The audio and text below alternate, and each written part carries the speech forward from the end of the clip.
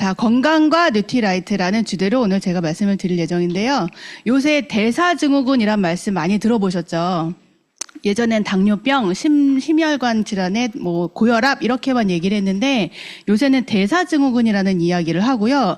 혈압 상승이나 혈당 상승, 혈중 지질 이상 같은 특히나 비만 이런 거를 2가지 이상 가지고 있을 경우 이런 것이 2가지 이상 동시에 나타날 경우에 대사증후군을 앓고 있다라고 하고요. 심장질환, 뭐 콜레스테롤 문제나 뭐 당뇨병 그리고 치매나 암까지도 전부 다 이 대사증후군 때문에 일어나는 병이라고 생각하시면 됩니다. 그래서 이 대사증후군을 앓고 있을 경우에 심혈관 관련된 질병의 발병 가능성이 2배 이상 높아지고 당뇨병의 발병 가능성도 5배 이상 증가되는데요. 요새는 3명 중에 1명이 암이고 3명 중에 1명이 또 당뇨병이라고 하죠. 당뇨병을 알고 있는 당뇨도 있고 내가 당뇨인 걸 모르는 당뇨도 있습니다. 그만큼 지금 당뇨병이 굉장히 많이 문제가 되고 있는데 왜 그럴까요? 왜 이런 대사증후군이 생기는지 한번 알아보면요. 원인은 모두 다 나쁜 식생활 습관을 시작을 합니다. 대부분이. 그리고 운동 부족과 나쁜 수면 건강 그리고 과도한 스트레스. 이거는 지금 현대인이라면 스트레스를 안 받을 수 없는 상황이잖아요, 저희가. 그래서 그런 과도한 스트레스와 외부에서 들어온 독소 이런 것들을 원인으로 해서 대사증후군이 생기게 되는데 특히나 복부 비만인 경우에 그리고 과도한 당과 과당을 섭취한 경우에 인슐린 저항성이 생기면서 그게 대사증후군으로 빠지게 됩니다. 자, 과도한 당과 과당 섭취가 특별히 요새는 어린 아이들부터 어른들까지 다 문제가 되는데 대사증후군은 뭐 기준 여러 가지가 있지만 일단 내 배가 이만큼 불렀다. 다 아실 거예요. 저건 기준이 없어도 내가 살이 쪘다 하는 거는 보통 다 알고 계실 거예요. 자, 그럼 인슐린 저항성이라는 건 뭐냐? 자, 우리가 다 이미 알고 있지만 다시 한번 확인해 보면 저희가 탄수화물을 섭취하면 탄수화물이 몸속에 들어가서 포도당으로 변환이 돼서 세포 속으로 들어가는데 포도당에 들어왔을 때 췌장에 있는 베타세포에서 인슐린이 분비가 됩니다. 그래서 인슐린이 우리 세포 속에 들어오는 포도당을 문을 열어주는 역할을 하는 거예요. 자, 세포에는 인슐린 수용체가 있어서 인슐린이 와서 열쇠처럼 꽂아줘야 포도당이 세포 속으로 들어갈 수 있게 문이 열리거든요. 근데 만약에 인슐린이 분비가 되지 않는다면 우리가 먹은 포도당이 혈중에 계속 떠다니고 세포 속으로 못 들어가는 현상이 생기게 됩니다. 근데 이게 너무 많은 과도한 당을 계속해서 먹다 보면 인슐린이 분비가 되고 또 분비가 되고 또 분비가 되다 보면 이 혈중에 인슐린이 너무 많아서 인슐린의 제 역할을 하지 못하는 증상이 생기게 되는데 그게 바로 인슐린 저항성입니다. 그리고 또 하나 이제 과도한 당의 섭취가 문제가 되는데 저희가 지금 그냥 아무렇게나 먹고 있는 이 햄버거나 피자나 빵, 뭐 도넛, 감자튀김 이런 모든 것들이 초가공식품이라고 이야기를 하는데 이거는 초가공식품이 속에 들어있는 이제 감미료, 방부제 이런 색소들 이런 것들이 이제 몸속에 들어가서 전혀 영양적으로는 쓰이지 못하면서 살만 찌우게 되는 그래서 심장 질환이나 심혈관 질환이 높아지게 되는 문제가 되고요. 또 하나 트랜스 지방. 우리가 좋은 지방이 있고 나쁜 지방이 있는데 우리가 먹어야 되는 지방은 이제 불포화 지방. 오메가3나 뭐 생선 같은 경우 이제 아보카도나 이런 오메가6 같은 경우 저희가 먹어야 되는 것들도 있지만 트랜스 지방은 저희가 몸에 나쁘다는 걸 이미 많이 알고 있습니다. 그래서 이 트랜스 지방을 많이 먹게 되면 혈액 내에서 염증 물질이 증가하고 동맥경화나 협심증이나 뇌졸중의 위험이 증가시키게 됩니다. 그리고 세포막이나 호르몬에도 이상을 발생시켜서 면역세포의 기능을 저하시키고 당뇨나 암 그런 질병의 위험을 증가시키게 됩니다. 그래서 트랜스 지방이 나쁘다는 걸 저희가 이미 다 알고 있거든요. 그래서 세계보건기구에서는 이미 트랜스 지방의 섭취 비율을 1% 미만으로 제한을 시켰습니다. 그래서 이제는 저희가 식품을 사면 뒤에 이제 성분이 나와 있는 표에 트랜스 지방이 몇 프로 들어있다, 몇 그램 들어있다는 거는 많이 못 보실 거예요. 다 요새는 0g으로 표시가 되고 있거든요. 근데 이게 2012년부터는 과자류에 트랜스 지방이 0.2g 미만이면 0으로 표시할 수 있도록 해놨습니다. 그러니까 우리가 0g이라고 알고 있지만 사실은 조금씩 먹고 있는 게 되는 거예요. 그래서 1회 제공량으로 따졌을 때 소포장 기준으로 했을 때 한 봉지당 최대 0.2까지는 2부터는 이제 표시를 해야 되니까 0.19가 들어있다고 가정을 한다면 몇 봉지를 먹으면 그냥 우리가 트랜스 지방을 2g 이상 먹게 되는 거죠. 더구나 이제 큰 봉지 과자 같은 경우는 저희가 이제 뜯어서 먹다 보면 한없이 먹게도 되는데 그게 얼마나 많은 양을 우리가 먹게 되는지 알 수 없어서 우리가 저 성분표만 가지고서 우리가 안 먹고 있다라고 말을 할 수가 없는 거예요. 거예요. 근데 이 트랜스 지방이 계속 먹다 보면은 내 몸에 쌓여서 그것이 질병을 유발하게 돼서 침묵의 살인자로 불린다. 그래서 이런 것들을 먹고 싶지 않지만 어쩔 수 없이 저희가 지금 먹고 있는 현실입니다. 그리고 또 하나 액상과당. 액상과당도 이미 여러분들이 다 알고 계세요. TV 하도 많이 나왔기 때문에 액상과당이 몸에 좋지 않다. 그리고 살이 찌게 만든다. 그래서 요새는 액상과당이라고 표시를 안 하고 기타과당이라고 표시를 합니다. 같은 거예요. 네, 더 나쁜 겁니다. 근데 이 액상과당이 콜라나 음료수, 아이스크림 뭐 이런 것에 다 들어있거든요.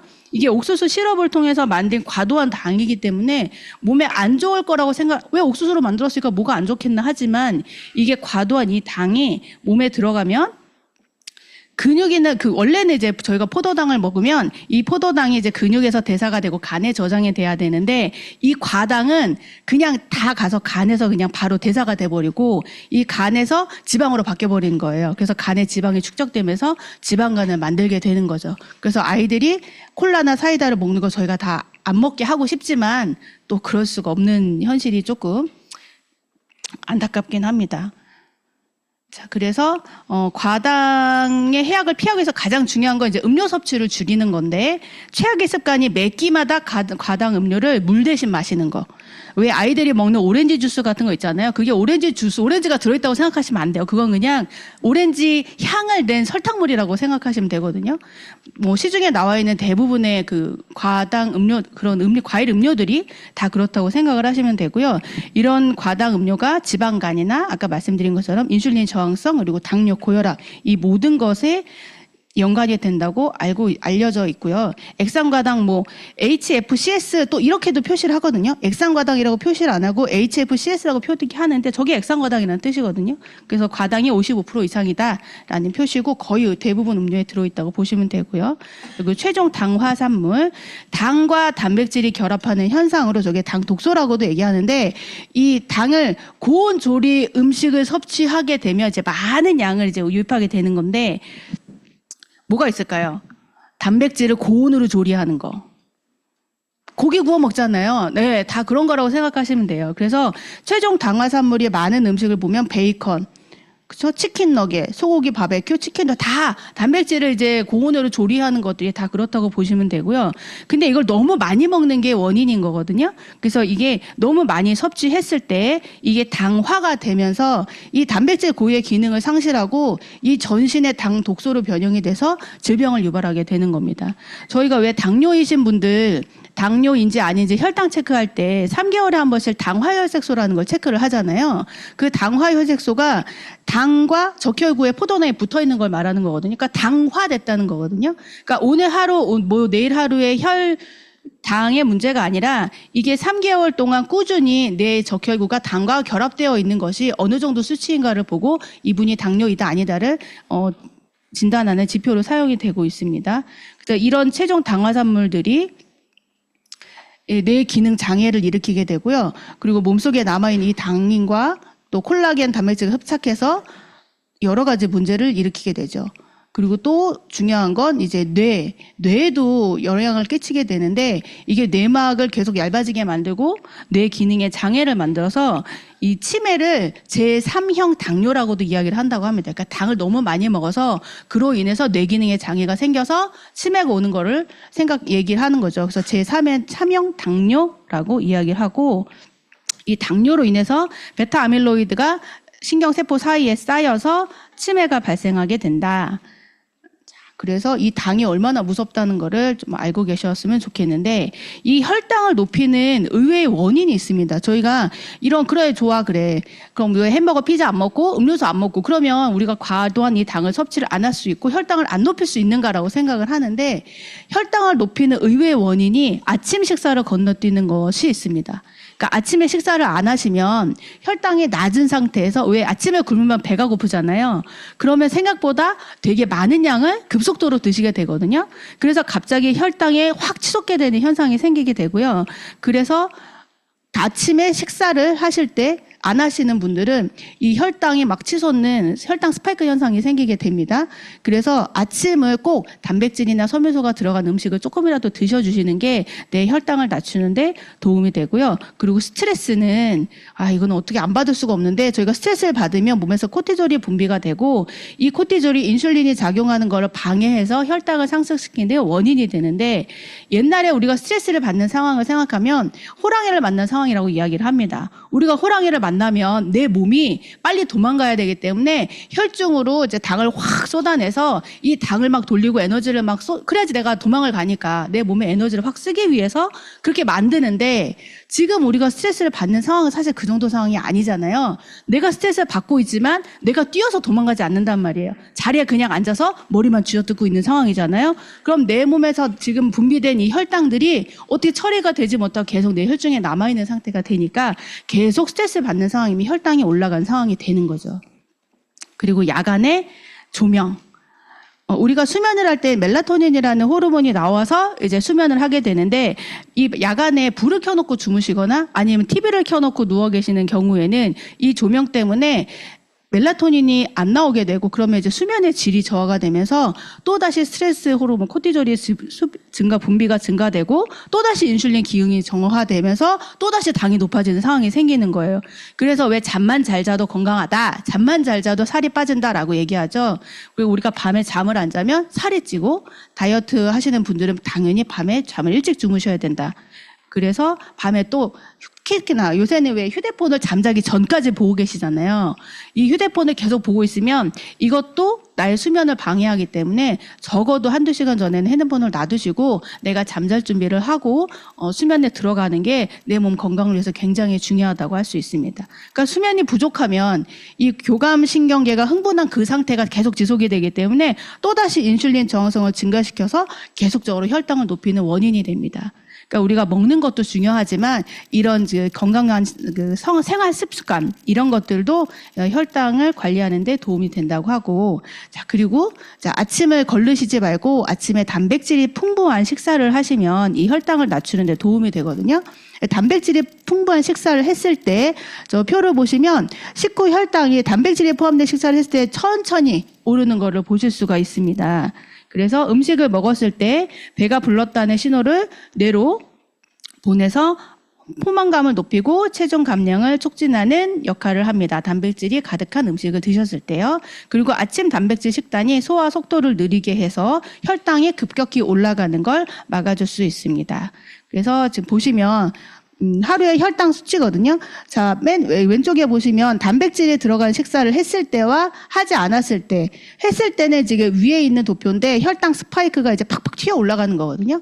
그리고 밑에 있는 거는 단백질이 들어간 식사를 했을 때 혈당이 그렇게 오르지 않고 적절하게 조절이 되는 거를 보실 수가 있고요. 그리고 그렐린, 이 그렐린이라는 호르몬은 배고파 해서 뭔가를 자꾸 먹게 하는 식욕을 자극하는 호르몬인데 단백질을 먹었을 때와 탄수화물 먹었을 때와 지방을 먹었을 때를 비교해 보니까 단백질 식사를 했을 때 가장 적게 분비가 되는 거예요. 탄수화물을 먹었을 때 가장 높이 치솟죠. 그래서 단백질이 포함된 식사를 하는 게 혈당을 관리하는 데 굉장히 중요하다고 할 수 있습니다. 그리고 혈당과 근육, 허벅지 근육이 저희 온몸 근육의 3분의 2 정도를 차지한다고 하는데 이 허벅지 근육에서 우리가 몸에 섭취한 포도당의 70%를 소모시킨다고 합니다. 그래서 허벅지가 두꺼운 근육이 많은 사람들이 당뇨병이 발생할 위험이 좀 적은 거죠. 그래서 당뇨가 있다 하고 내가 당뇨이신 분들은 운동을 꾸준히 하셔야 되는데 보통은 당뇨이신 분들 운동하라고 그러면 왜 주변 산책하고 돌아오시고 이제 그러시잖아요. 근데 그거보다는 이 근육을 사용하는 고강도의 근력 운동을 해주셔야 돼요. 그래야지 그게 진정한 근육을 사용하는 운동이 되거든요. 그래서 근육이 많으면 이 포도당이 많이 소모가 되고 근육이 적었을 때 포도당이 혈중에 계속 남아있게 되니까 우리가 혈당 관리를 위해서는 운동을 꾸준히 해야 된다. 는 것도 알고 계시면 되겠습니다. 자, 마이오카인이 요새 많이 나오는데 마이오카인은 운동 중에 우리 몸속에서 분비되는 기적의 호르몬이라고 이야기하는데 언제 분비가 되느냐? 이 근육을 수축시킬 때 그렐린이 분비가 됩니다. 그렐린이란다. 마이오카인이 분비가 됩니다. 근데 마이오카인은 이 운동 중에 분비되는 호르몬을 총칭하는 내용이고요. 그 마이오카인에 여러 가지 호르몬들이 있는데 그 중에 아이리신이라는 호르몬은 이 치매를 예방하는 데 굉장히 중요한 호르몬이라고 하고요. 그리고 BDNF는 이 뇌율의 신경 영양인자라고 해서 해마의 크기를 증가시켜서 이것도 치매를 막아주는 예방하는 호르몬이라고 할 수 있습니다. 그리고 여러 가지 지금 호르몬들이 있는데 전부 다 몸에 굉장히 건강에 도움이 되는 호르몬들이라서 운동을 반드시 해야지만이 치매도 예방할 수 있다. 그래서 이 마이오카인이 어떻게 나오느냐 보니 운동을 해서 근육이 수축을 하면 세포 내로 칼슘이 유입이 돼서 특정 mRNA가 활성화가 되는데 그때 마이오카인이 생성이 되고 마이오카인이 혈관으로 분비가 되는데 이 마이오카인이 호르몬이기 때문에 원료가 단백질인 거죠. 아미노산. 그리고 이 마이오카인이 생성되고 나올 때까지 이제 필요한 영양소들이 써 있잖아요. 수축할 때 에너지, 비타민 B군이 필요하고 에너지 대사 중에 산화물질을 막아주게 코큐텐이나 셀레늄이 필요하고 근육의 수축과 이완에는 칼슘과 마그네슘이 필요하고 그리고 신호체계 정상을 위해서 오메가3가 필요하고. 그러니까 우리가 운동만 한다고 해서 다 좋은 거라기보다는 운동하고 나서 이런 필요한 영양소들을 같이 섭취했을 때 가장 효과가 좋다. 그리고 특히나 근육세포가 변화를 느낄 정도의 운동, 강한 강도의 운동, 고강도의 순환 운동을 해줬을 때 마이오카인이 가장 많이 나온다. 이 역할은 체중 조절도 그렇고 인슐린 민감성도 조절해주고 그리고 염증을 감소시키고 종양 성장을 억제시키고 인지 기능을 향상시킨다. 그래서 효과적인 운동 방법에 보니까 인터벌 스피닝 운동과 라이딩이 있습니다. 저희 그 25cm 라이드로 운동하실 때 인터벌 스피닝 해보셨어요? 그게 굉장히 짧은 시간 하는 것임에도 불구하고 왜 고강도로 한 30초 팍 달리고 그리고 한동안 좀 쉬다가 다시 한번 고강도를 하는 게 3번, 4번 돌아가잖아요. 해보신 분들 아시겠지만 진짜 땀이 어마어마하게 나요. 내가 운동한 거에 비해서 진짜 에너지 소모가 엄청난 거예요. 그러니까 그냥 계속 달리기만 하는 것보다는 달렸다 쉬었다 하는 이 인터벌 운동이 이 마이오카인을 분비시키는 데도 좋고 이 혈당 수치를 내리는 데도 굉장히 좋습니다. 그래서 아까 얘기한 여러 가지 종류가 있는데 결국은 모두 다 몸에 다 좋은 역할들을 한다. 그래서 마이오카인이 나오도록 운동을 꾸준히 해야 된다. 그래서 마이오카인의 원료가 되는 아미노산, 단백질. 그럼 이게 단백질은 왜 중요한가? 우리 몸의 20% 이상을 차지하는 영양소가 단백질입니다. 저희 몸은 물을 쭉 짜내고 보면 단백질 덩어리예요. 그래서 우리가 생각해보면 단백질 그러면 근육 여기에만 생긴다고 생각을 하지만 쓰인다고 생각을 하지만 사실은 머리카락, 손톱, 발톱 우리의 내부 장기 이 모든 게 다 단백질이거든요. 그러니까 우리 사람은 그냥 단백질 덩어리라고 생각을 하시면 됩니다. 근육을 키우기 위해서 단백질을 먹어야 돼. 우리 내부에 있는 내 장기도 다 단백질이니까 그것도 다 근육입니다. 장이 잘 움직여야 되는 거기 때문에. 자, 그래서 단백질의 역할은 근육이나 결합 조직, 신체 조직을 구성하는 것도 있지만 또 중요한 게 효소나 호르몬, 항체를 구성하는 중요한 요소가 되고요. 그리고 산과 염기의 균형을 유지시켜주는 데도 굉장히 중요하고 그리고 우리가 먹은 영양소들을 싣고 다니는 자동차거든요. 그래서 우리가 단백질을 많이 먹어야 우리가 먹은 그 영양소들을 효과적으로 곳곳에 전달을 할 수 있습니다. 우리 몸속에 있는 이 자동차를 티코를 갖고 있는 것보다는 커다란 덤프트럭을 갖고 있는 게 좋잖아요. 그래서 단백질을 꾸준히 먹어야 된다. 그런데 섭취하는 걸 보니 이게 48세 주부들을 대상으로 보니까 아무리 삼시세끼를 잘 챙겨 먹어도 하루에 먹는 양이 고작 한 20g 정도 된다고 합니다. 그리고 대부분이 저녁에 몰려있대요. 왜냐면 저녁에 우리가 고기 먹고 회식하니까 아침, 점심을 대충 먹고 저녁을 거하게 먹기 때문에 끼니별로 제대로 먹지 못하고 저녁에만 몰려서 먹고 하는 경향을 보이고 있어요. 대부분들이 사실 그럴 것 같고요. 근데 이렇게 단백질을 제대로 못 먹다 보면 사실은 30세가 지나면서부터 근육량이 조금씩 감소하기 시작하거든요. 그래서 60대 이후에는 10년마다 30% 이상씩 감소를 하게 되기 때문에 젊었을 때부터 이 근육을 지키는 게 굉장히 중요하고요. 그리고 나이가 들수록 근육을 합성하고 만들어내는 그 효율성도 떨어지기 때문에 젊었을 때 꾸준히 만들어서 잘 관리하는 게 중요하고요. 그리고 근감소증이 나이가 많아지면서 근육의 양과 근력과 근기능 모두가 감소하는 질환 근감소증이라고 하는데 이 근감소증 때문에 보행장애, 일상활동장애, 그리고 당뇨병과 인지장애, 심혈관 질환, 그리고 낙상과 골절 이런 모든 것들로 인해서 악순환이 벌어지게 되는 거죠. 그래서 올바른 단백질을 대체 어떻게 섭취를 해야 되느냐. 우리가 한꺼번에 많이 먹는다고 좋으냐? 또 그건 아니고요. 네, 한 번에 근육으로 합성되는 단백질 양이 30g으로 생각을 하시면 되고요. 그래서 합성의 효율을 생각해서 3시간 간격을 두고 단백질을 섭취하시는 게 가장 좋다고 하고요. 그럼 얼마나? 내 몸무게 0.8g에서 1.5g 정도까지를 드시면 좋고요. 그거를 한 번에 많이가 아니라 한 3-4번에 나눠서 섭취를 하시는 게 가장 몸에서 근육을 만드는데 좋다고 하고요. 그리고 골든타임. 우리가 운동을 할 때 운동 전후로 45분 이내에 단백질을 드시는 게 근육을 합성하는데 가장 효율이 좋다고 합니다. 그리고 단백질 대사 합성을 도와주는 비타민과 미네랄을 함께 드시는 게 당연히 도움이 됩니다. 근데 이 아미노산, 우리 단백질이 우리 몸속에 들어오면 아미노산으로 쪼개져서 사용이 되는데 이 아미노산의 종류가 필수 아미노산이 9가지가 있고 불필수 아미노산이 11가지가 있는데 이 20가지를 다 먹었을 때 우리 몸속에서 제대로 활용을 할 수 있습니다. 만약에 우리가 먹은 단백질 중에 한두 가지라도 부족해서 저렇게 구멍이 빵 뚫려버리면 그 다른 많은 먹었던 그런 단백질도 같이 사용을 못하게 되는 상황이 벌어지게 되고요. 그거를 제한 아미노산이라고 얘기합니다. 그리고 가지사들 아미노산 BCAA는 이 근육을 만드는데 제일 더 좋은 단백질들이 아미노산들인데요. 특히나 이제 근육 합성이 간에 직접 간까지 갈 필요도 없이 바로 에너지로 사용이 되기 때문에 근육을 만드는 데 가장 좋은 영양소라고 할 수 있습니다. 그 중에서도 류신이 근육 합성을 강력하게 촉진하고요. 내 몸에 류신이 있으면 이 단백질을 먹었을 때 근육을 합성하는 데 사용이 되고 내 몸에 류신이 농도가 떨어지면 그걸 에너지를 사용하는 데 활용이 된대요. 그래서 이 근육을 만드는 스위치가 류신이다라고 생각을 하시면 됩니다. 그래서 우리가 그럼 단백질을 어떤 제품을 먹어야 되느냐. 뉴트리라이트 제품으로 먹는 게 가장 안전합니다. 뉴트리라이트는 89년 역사를 가지고 있고요.